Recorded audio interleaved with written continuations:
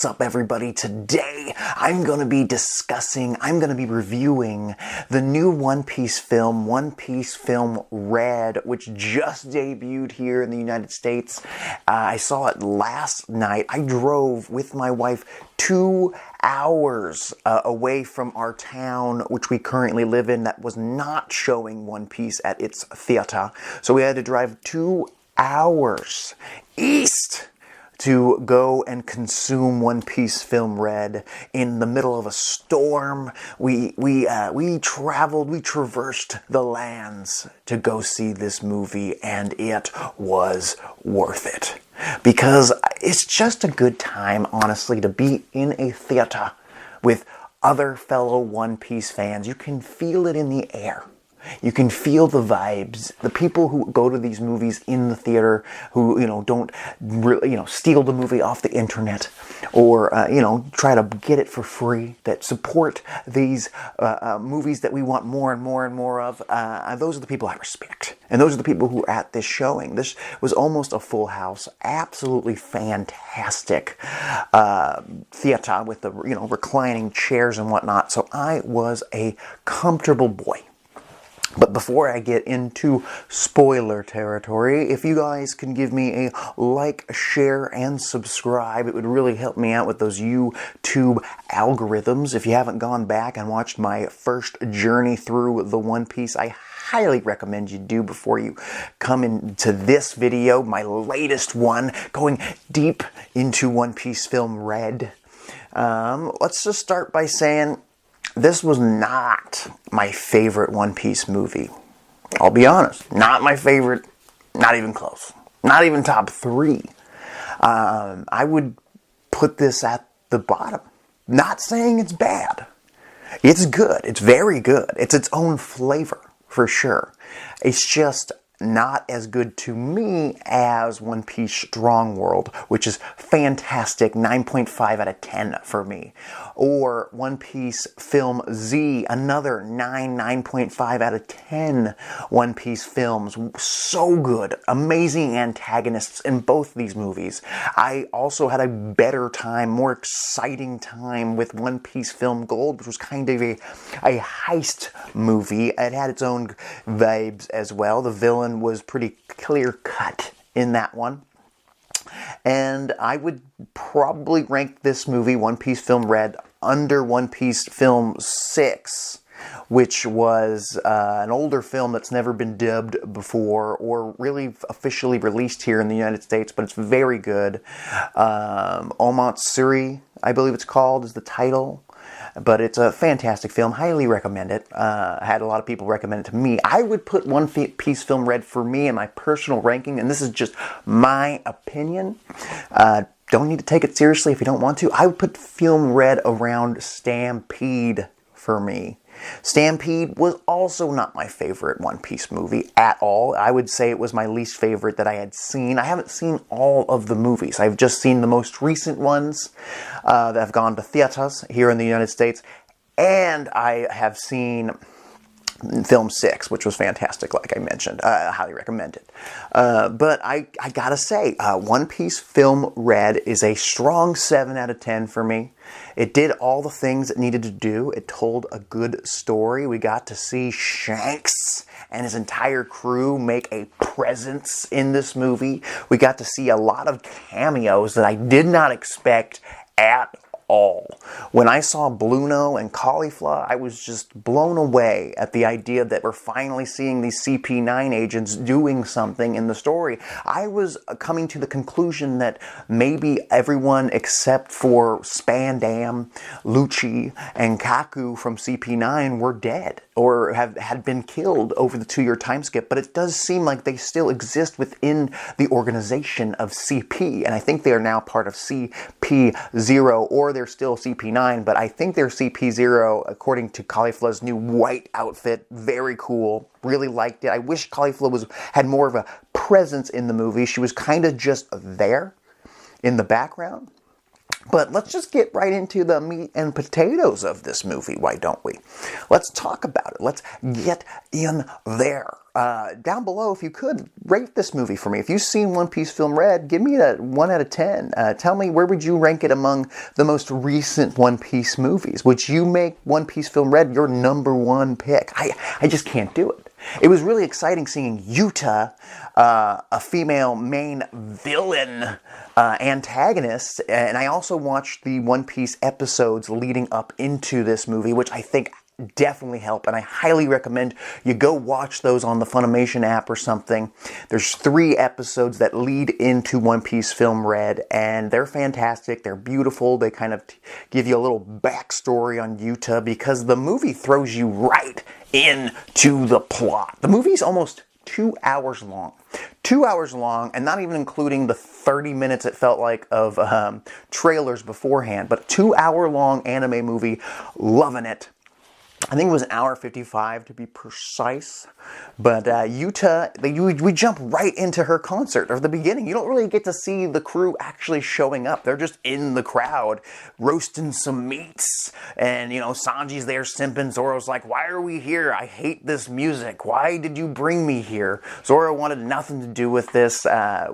Everybody else was having a good time. It does seem like Yuta's a big star in the One Piece world. She's kind of like a snail tube star, because she's been broadcasting her shows on the snail internet using snail cameras of sorts, and just sharing it across the entire Grand Line and all the blue seas and whatnot.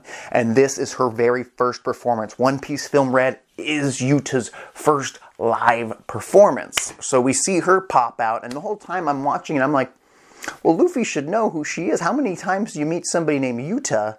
And it doesn't seem like he realizes it's her until she looks up after her first song. Oh, another thing. There's a lot of songs in this movie, so that could throw people off. I'm a big musical fan. I'm a Hamilton guy. I get it. I'm hip. I'm here. I'm with it. I enjoyed the songs that Yuta sang. It would have been kind of interesting if the lady who played the English version of Yuta actually got to dub over the songs as well, but the Japanese versions of those songs were beautiful. So I had no complaints there. But then, so Luffy sees her sing the first song, the main title track, which is fantastic. And he runs up and gives her a hug. He's like, don't you remember, Yuta? It's me. It's Luffy, your childhood bestie. Remember? And then the crew's like, how do you know Princess Yuta? At least according to Usopp, he keeps calling her Princess Yuta. Not sure why they do that. I don't think she has any form of royalty, unless you count just being Shanks' daughter as pirate royalty. And I guess we find out she's not really Shanks' blood daughter. She's kind of an adopted child they found inside of a treasure chest. I didn't expect that, but they were raised by Shanks. She called Shanks her daddy. So yeah, she's Shanks' daughter, all right. Then, as Luffy and the crew are getting to know Yuta at the beginning of the movie, this starts moving fast. Oven and, Branch is her name? Brûlé. Yes, Luffy calls her Branch. They show up and they're like, we're gonna capture you, Yuta. Get into the mirror right now before I gotta cut somebody, is basically what Branch says. And Oven's like, yeah, get into the mirror. I'm not sure why Big Mom only sent them, maybe to be a little low key, but they're trying to threaten Yuta, but Yuta's like, I'm not scared, Luffy, don't worry. Then a bunch of other pirates try to capture Yuta as well. They're like, we could use you and sell you. Luffy's the idiot that even shouts out that Yuta's Shanks' daughter. And I'm like, I don't think she wanted people to know that yet, Luffy. But that inspires more people to want to capture Yuta, because they can use her against Shanks. She's like a weakness for Shanks. Threaten her life. But I don't even know if Shanks would take it seriously. Who knows? The dude's kind of wishy-washy out there doing his own thing. A secret we still don't know. I was hoping for a little bit more Shanks in this movie as well. Not a big deal, but it's called Film Red. Not Film Red and White, according to her hair color scheme. Film Red, I thought we'd get a little more Shanks. We got some backstory stuff with him and Yuta, but not really a lot of him actually being there until the very end of the movie for a hot minute. So she ends up capturing Oven and all the pirates that were trying to capture her and puts them in these notes. She's manipulating this world using her Sing Sing fruit ability, just having a great old time. Her and Luffy play some old games like they used to as children. It was a cute moment seeing them bond. And then eventually Luffy's like, well, that was fun, Yuta. I'm so happy that you're alive and you're doing your dream. You're being a pop star. This is great. But I'm a pirate and I'm going to become king of the pirates. As you see, I got Shanks' hat. She's like, how did you get Shanks' hat? Where's Shanks? He's like, he's not here. Don't worry about it. I'm going to give it back to him. I'm borrowing his hat. I'm going to be king of the pirates. So me and my crew, we're going to leave. Your first few songs were great and all, but I don't. You want to have this concert go on how long again? And she says, forever. This concert's going to go on forever. Everybody here's going to stay here forever, and we're all going to be happy forever. I can create food and anything you want. So just stay here, give up the whole pirate dream if you could. Okay, Luffy dog? And Luffy's just like, no, I'm gonna leave. So Luffy starts to get into the boat, and she's like, you're staying here, Luffy. I'm sorry I had to say that because you're trapped here in my mind. He doesn't actually find that out later, but we do find out that she has trapped everybody at the concert and everybody listening to the concert over snail devices. She can somehow create a world of her own using her Sing Sing fruit. So they show outside images of everybody in the crowd sleeping in this empty, quiet arena, while inside their minds or their souls are trapped in this crazy concert world where Yuta's performing for them. Yuta and the outside world is trying to kill herself by eating these poisonous mushrooms one at a time. And eventually they keep her awake, like caffeine almost, but if she keeps taking them, she's going to die. But apparently she is under the impression that if she dies with everybody in her Sing Sing dream, she and them will be transported to that imaginary infinite Tsukuyomi forever. Very, Obito type of situation here. Madara, the infinite Tsukuyomi type of situation. She's trying to trap people within a dreamland where they can have all their wants and they never have to worry ever again. Pain and suffering, it's all over. It's kind of sad. Her being sort of suicidal after what happened with her and her father. I was a little moved there. So eventually Luffy's crew's like, whoa, fuck this biatch. Zoro's like, finally something to do. And he pulls his swords out and he's like, I don't want to hurt you because you're Luffy's friend, but here we go, one sword style. And then eventually she uses her powers to capture the entire crew other than Luffy. And she's kind of keeping Luffy in a special place. Like, Luffy, you're my bestie. You're going to stay with me forever. And everybody here, it's going to be great. You just got to wait for me to die. Luffy's about to get attacked again, and then out of nowhere, out of left field, me and my wife jumped out of our seats. We were just like, Bartolomeo, of all people, shows up using his barrier fruit and blocks the attack, saves Luffy with the help from Law. Trafalgar Law shows up. I had no idea that Trafalgar Law was in this movie. He uses his Opi Opi no Mi to teleport Barto and Luffy away from the stage, somewhere else in this dreamland that she sort of controls but also doesn't control. It does seem like maybe if you have more Haki, you can kind of block some of her bullshit. That's my only guess as to how she was able to be defeated within her own dreamland that she had full control over. She could like trap them, but they could still fight back. I guess she could kill them on the outside in their living bodies, but she didn't want to kill anybody. She didn't want to hurt nobody. And it shows it in this movie. She didn't want nobody to die. She just wanted everybody to live in a happy world. So Law saves Luffy and Barto, and they're like, what do we do? And he's like, I don't know. But we need to get the fuck out of here. We need to hide. We need to come up with a game plan. She's crazy. And even my wife looks over me and is like, why would Law even go to a pop concert in the first place? And I kind of thought that too. I was like, well, I don't think this is Law's kind of scene. Then out of behind Law, you see Beppo decked out in Yuta gear, and it's hilarious. Funniest gag in the whole movie was Beppo being a total Yuta stan, being a total Yuta mark, just bought all of the stuff at the concession stand. I hope that he got it for free since they're in a dream land. They run off, they run to hide. Yuta continues the concert, and guess who shows up? Another surprise.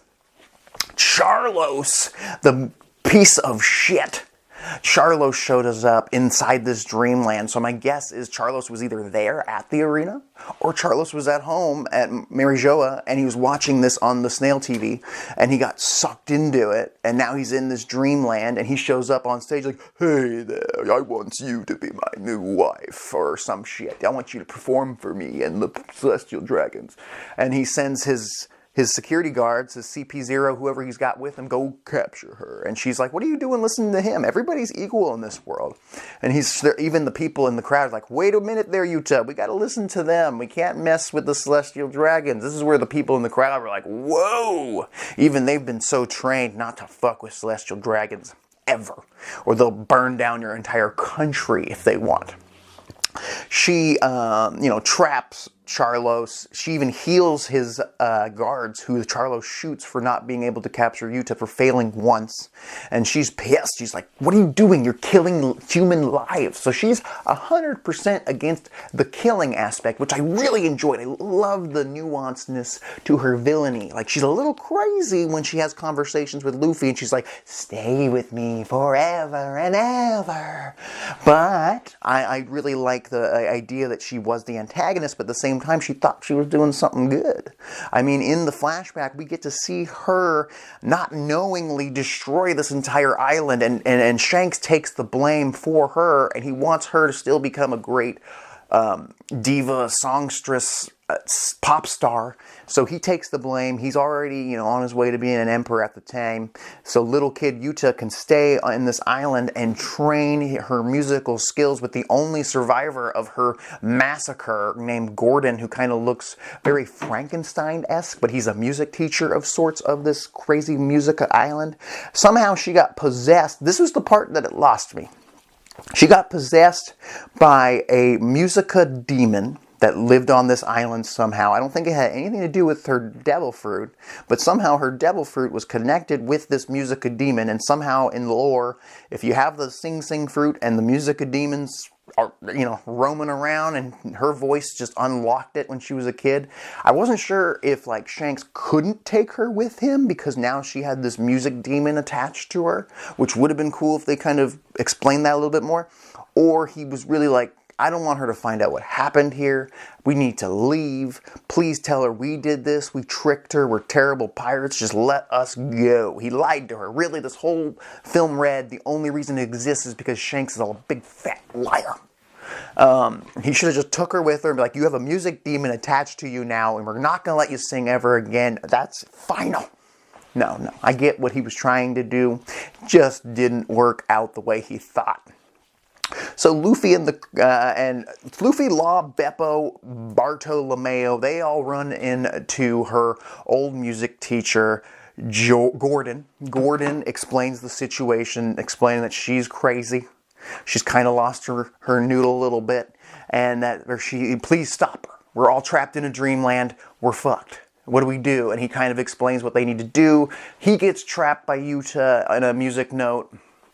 And we get to see Brook, in his defining moment in this movie, get the rest of the crew out of their music notes when none other than Balluno and Kobe, as I like to call them, Balluno and Kobe show up using the door teleportation basic fruit, and they're like, hey, we need your guys' help. Let's get you off those damn music notes. And the way to get off the music notes, there are cheat codes. You have to sing the music notes based on where you're trapped on the music sheet. And you know who they have on the crew? The man, the myth, the legend, Brook. And also Brook made an hilarious joke when they were trying to escape before they realized they could just sing their way out. He was looking up at Nami, and he's like, almost. And they're like, Brook, you're going to get out. And he's like, no, I almost see Nami's panties. And then later he's like, I finally see them. And she's like, I'm going to kill you, Brook. It was a funny moment. Very on point for Brook. It tracks for that fella.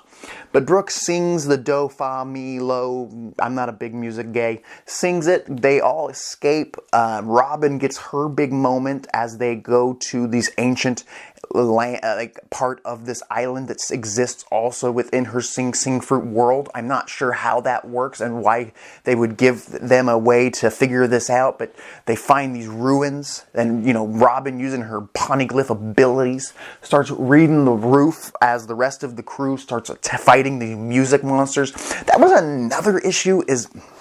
So the main villain was Yuta, but she really wasn't trying to hurt anybody, just keep people there until she died. So it was kind of a race against time there. But she could summon these music soldiers, which are essentially the main people that fight the crew, Luffy and everybody else. And I'm just sitting there going like, I don't care about the crew fighting these music people. Usually in movies like Shiki or the Guild to Zero from Film Gold or Z, they all have minions. They have lackeys that they could also fight. The crew can also be part of this. In Stampede, Bullet didn't really have lackeys. He was just an unstoppable force, an immovable object is what Bullet was. But the rest of the crew got to fight other people who were on the island, like Fujitora versus Zoro, or Zoro and I think Lucci or Crocodile going at it. And Lucci and Sanji clashed a little bit. You got to see the crew do a little bit. That's kind of where Film Red left us off. We got to see the crew do all their special moves. I think Brook used his notch ice slash soul thing 3 times in the movie. It was great and all, but I almost would have preferred seeing Brook going out there and singing a song with Yuta before everything, before shit hit the fan. It would have been kind of fun to see Brook get his own little solo, even if it was like a musical battle. That's because they put a lot of music in this movie. I'm like, you have an amazing musician as Brook right there. Allow him to sing battle Yuta, please. And they didn't do it. They just didn't do it, and that's fine. I just wanted to see Brook do the yo ho ho ho, oh yo ho ho ho, and the the Bink Sake. I wanted Brook to bring it and really outshine Yuta and be like, I'm a 100-year-old skeleton. I've been studying music for a long time, even in the afterlife, 'cause I'm dead. Oh yeah, yo ho ho ho. That's the kind of shit I wanted to see Brook do. This was the movie for Brook to shine. If Brook was the one to actually be the person to take down Yuta because he recognized music and whatnot, and fists weren't what was going to beat her, that would have been sick. But the whole deal was you had to attack Yuta in the real world and in this imaginary world to break the spell. That was the whole deal. Shanks and his crew finally show up at the end of the story. They show up and stop her from, I think, committing suicide because she was had a dagger and she was either going to stab Luffy or herself. I don't think it was going to be Luffy. Shanks stops her and he's like, hey, you need to calm down. You're my daughter, and I'm sorry, shit just didn't go the right way, but I'm here now. Let's talk. Let's get everybody out of this weird dreamland. So Luffy realizes Shanks there. She freaks out, and she's like, no, you guys are awful. And she even at one point explains that she knew that she was that evil demon child that killed the whole island. Like, she found out, she watched a snail phone like a year ago. Like, she figured out what actually happened, but her brain at that point was like, I can't stop. I have to go with this plan. I have to create a new Genesis. I'm not changing my plan now that I know that I'm a fucking monster. I have to do this.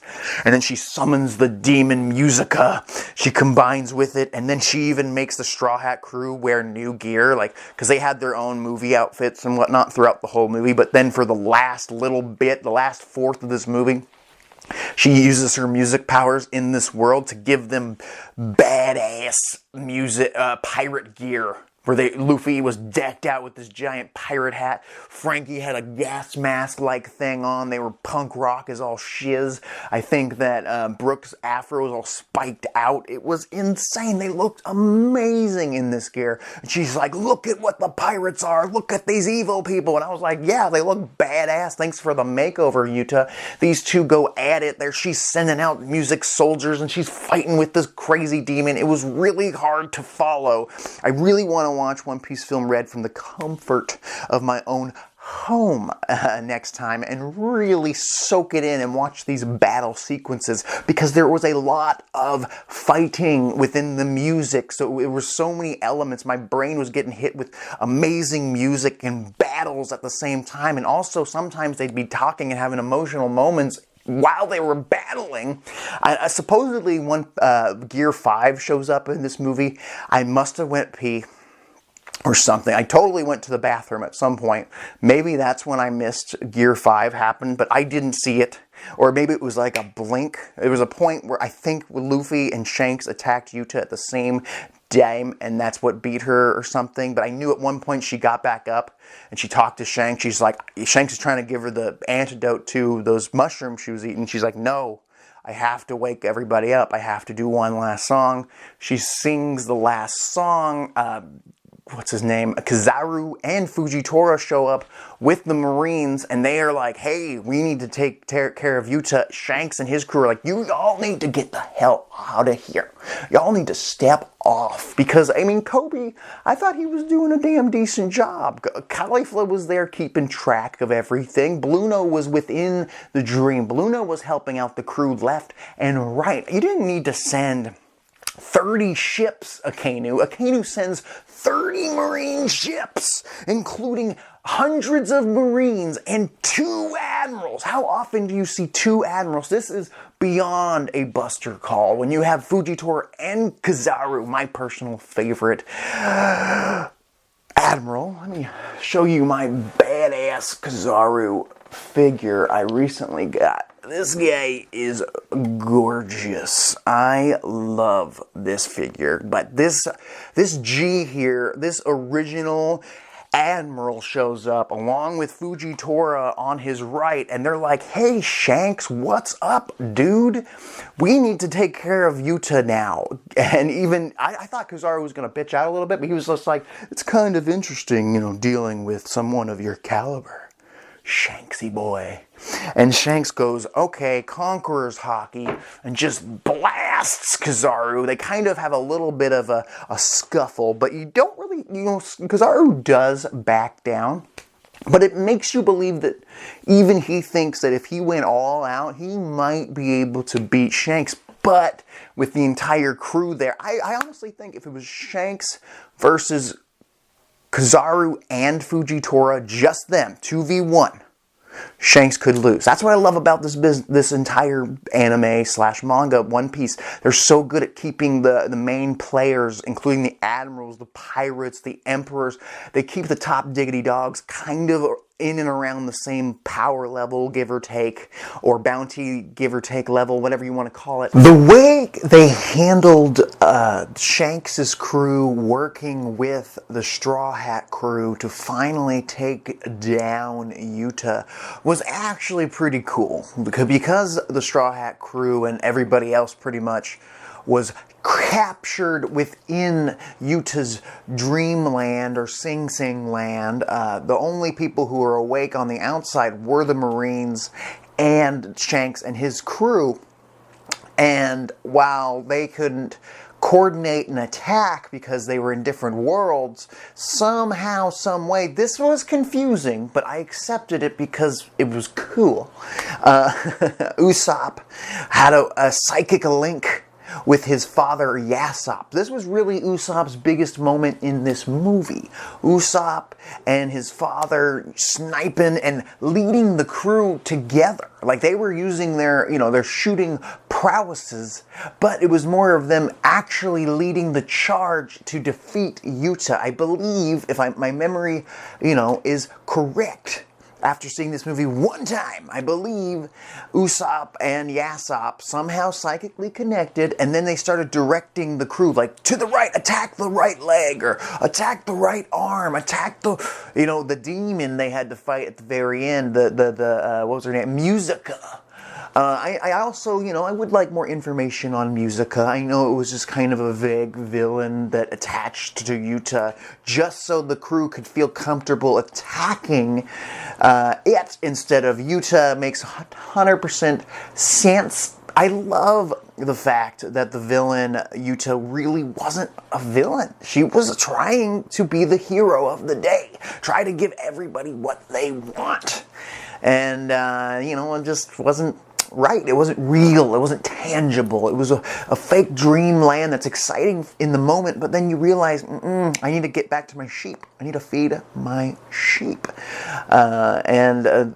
Become king of the pirates if you're Luffy.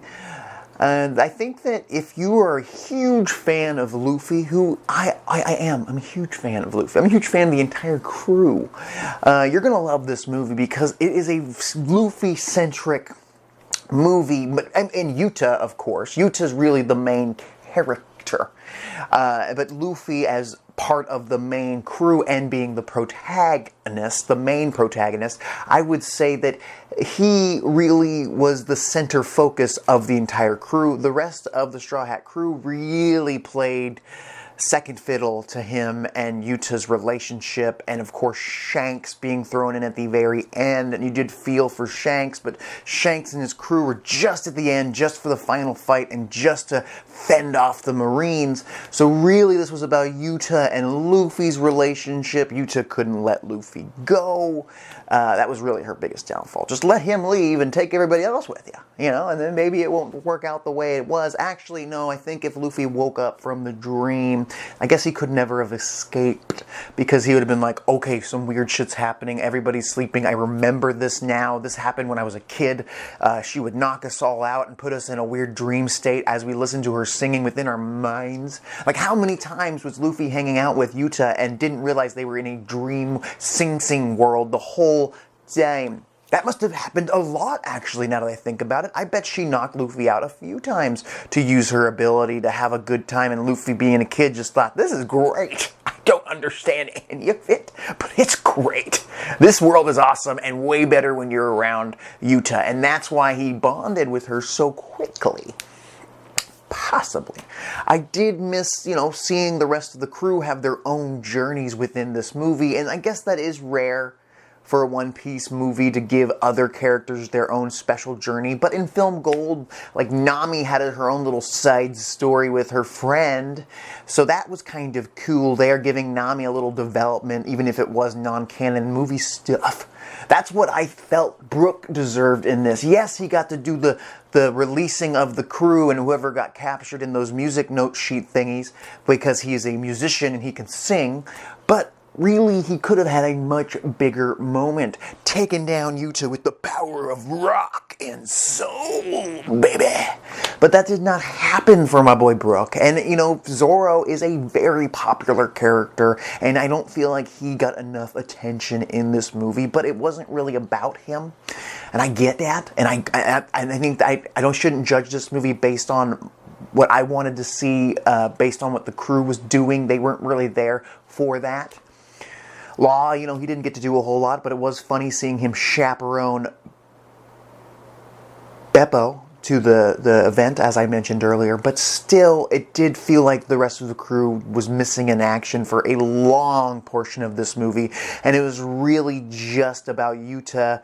And it's just sad. It was so sad. If you really think about Yuta being the main antagonist, but really she was just trying to kill herself with those mushrooms, which is just crazy to think about, because it was really like a countdown, like, we need to stop this. They had a limit of time, because once she passes away, she takes them all with them, and then that's just sad. I did miss characters like Buggy. After Stampede, I was spoiled. I was spoiled rotten with Stampede when they just kept feeding me cameo after cameo. And this, you got to see, yes, Bluno and Caulifla, Kobe, Hilnepo, some just people you don't see all the time, and they show up, and that's fine. But you don't get to see Smoker, Buggy, Boa Hancock. Oh, what a missed opportunity to see jealous Boa Hancock go against Yuta inside of her mind. Like, what if she showed up in the last battle? She, starts listening to the thing. She's like, wait, who is this lady? And how does she know Luffy? Hold the fucking phone, and she shows up and starts beating her ass. Like, what if Boa Hancock showed up at the final hour and was the one to fight Yuta and take her down? That would have been exciting. That would have been fun. Because maybe Yuta, you know, she had a relationship sort of with Luffy when they were kids, and she might get a little jelly, and then they have a little bit of a tiff. And then in the outside world, you have Shanks going at it. I mean, Shanks was holding back this whole time a little bit. But when the Marines started attacking and hurting people, they were like, we're going to stay right here and make sure nobody else gets hurt. Very reminiscent of Marineford. Shanks was sitting there going, the red-haired pirates, all of them were there. At least the main core crew were there. Ben Beckman was there. They were keeping an eagle eye to make sure the Marines don't fuck up again. And because even Kizaru, the badass guy that just wants to get shit done for his Marine familia, is just like, who cares if a couple people die so we can save thousands? You listening here, Shanksy boy? I would have loved for Shanks and Kizaru to go at it for a while. I know these movies aren't necessarily canon. I know Yuta is sort of quasi-canon, like Shiki supposedly also is. So there's this weird quasi-alternate reality with Yuta still being alive in the current canon, but also being dead in this movie, because at the end of the movie she sings her damn heart out, wakes everybody up, and dies. The crew starts sailing off. It almost ends abruptly, like there was a longer ending, and they're like, we can't make this movie any longer. It's almost 2 hours. And it shows Luffy on the ship, and he's like, where's Shanks? Where's Yuta? And then he kind of looks over and sees Shanks' ship going by, and I think there's a coffin. But Yuta is dead. That was a shocker. I know the villains technically do die at the end of all these movies. Probably, at least it's led to believe. Maybe Gil Tesoro might have gotten captured, actually. Gil Tesoro might have been the one that got captured, but Zed was killed, probably by Kizaru, the man, the myth, the legend. Go watch it again if you don't believe me. In Film C, Zed's out. Shiki looked like he got his ass handed to him, and then some at the end of his movie. He might be alive. And Bullet's definitely dead. So really, it comes down to Yuta really officially being dead in this crazy, sad ending. And you're just like, no, why are all these emotions attacking me at the same time? No, I had a great time with Film Red. I really did. I don't want the beginning of this review of me explaining that this is my least favorite One Piece movie. I need to rewatch Stampede and see where it really lies. I think it's really between Stampede or this, and I'm sure there's plenty of older One Piece movies that just aren't that great. I'm going to start watching some of the first, second, third, fourth, all the older, shorter films, and really start to rank these bad boys. For right now, this wasn't my fave, just because there's so many things to take in. This isn't your typical One Piece story. No. Yes, she's an antagonist, but at the same time, she's the hero of her story, and she's trying to help people even if they don't want to be helped. She thinks that she's the savior. She thinks that she's bringing a new Genesis. She says it every day for her entire life. Even before she met Luffy, she was saying, I'm going to bring a new Genesis. This was a good movie. I highly recommend you go see it in theaters with the fellow One Piece community as well. What did you think of it? Please comment down below. Let me know. Subscribe to the More Fanime YouTube channel. I'll talk to you later. Yo! Don't give it up, Luffy. Don't give it up, Zoro. Don't give it up, Nami. Don't give it up, give it up, give it up, give it up.